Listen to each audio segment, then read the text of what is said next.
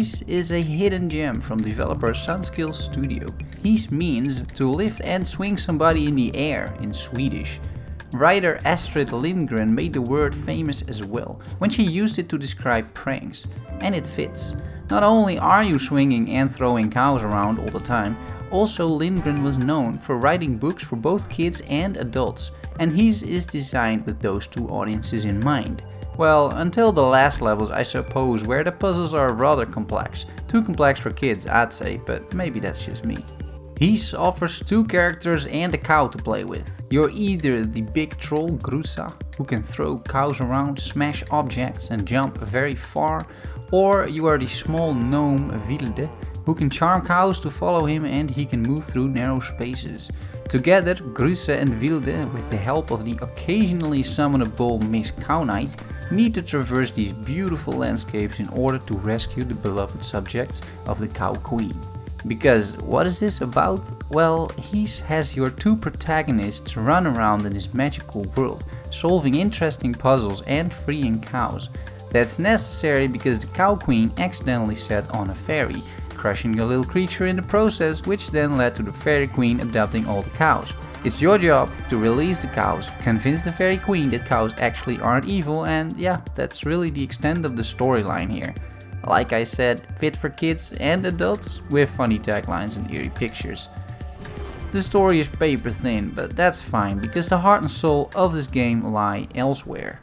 In the world that Sunskill created, for example. The level design is stunning and the attention to detail is noticeable. Take this scene, for example. The grass, the flowers, the butterflies. Quite some effort went into this, that much is clear.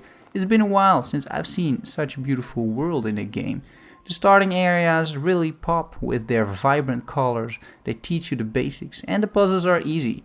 Later on in the game, as you descend into the lair of the Fairy Queen, the surroundings change from happy and cheerful to gloomy and dark. Also, you need an actual brain to progress now and figure out how to get your heroes through the levels. The music and ambient sound deserve special mention. It really makes the scenes come to life and the sound and graphics do an awesome job of immersing the player into the world. The music follows the same progression as the graphics do, with lighthearted tunes at the start and a more bombastic heavy score near the end of the game. Quite often I found myself just enjoying the scenery, looking at the marvelous creation and listening to the soundtrack of Hyss.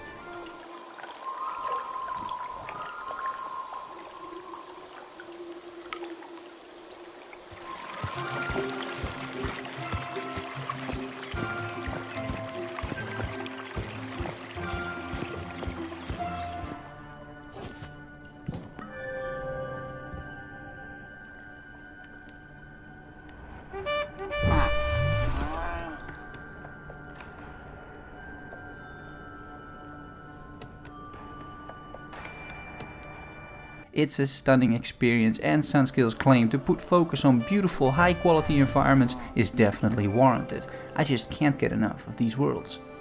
In terms of gameplay, Hyss offers progressively more difficult puzzles to the point where I seriously doubt any kid would be able to solve them. But like I said, maybe I am underestimating kids these days. I sometimes took around 20 minutes with various trial and error attempts before I finally figured out what to do. And figuring out what to do is only half of the equation because executing the puzzles can be rather tricky as well.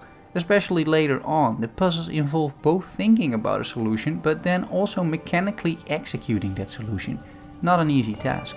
Fortunately, the controls are very intuitive and don't make the puzzles any harder than they need to be.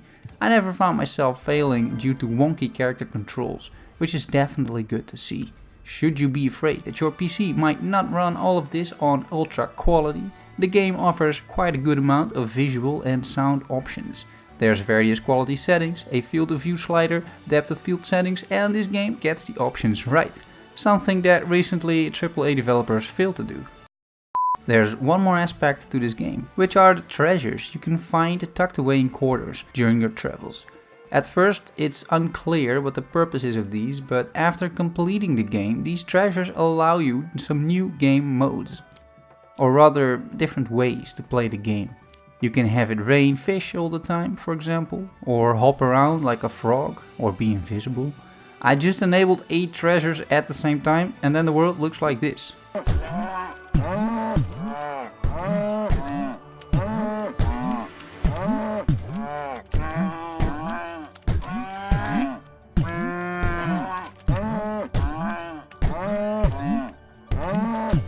It took me around 3 hours to complete this game, and you could argue that the additional game options definitely add some replay value. I am personally not going to torture myself trying to complete these puzzles while jumping or being invisible, but the options are there should you so desire. Regardless, in my opinion, Hyss offers a new and unique experience. It gives the gamer an interesting take on the puzzle platformer genre, and I think that this game is definitely worth a buy.